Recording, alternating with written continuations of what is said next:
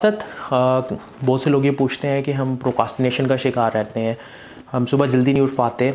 तो it's a disciplined approach कि आपने जल्दी उठने के लिए अपने मेंटल क्लॉक को कैसे सेट किया। आपके माइंड में कोई एक बिगर टारगेट अगर आपने रात को सेट कर दिया तो डेफिनेटली सुबह ना चाहते हुए भी आपकी आँख खुलेगी और आप उस कंफर्ट जोन से बाहर निकलने के लिए स्ट्रगल करेंगे।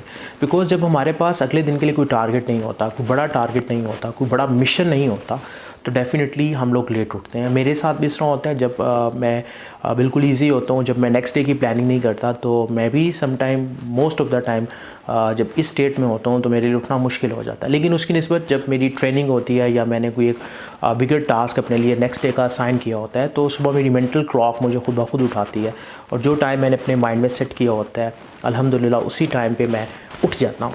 तो आप लोग भी इस मेंटल क्लॉक का इस्तेमाल कर सकते हैं एज़ कम्पेयर कि आप अलार्म का इस्तेमाल करें।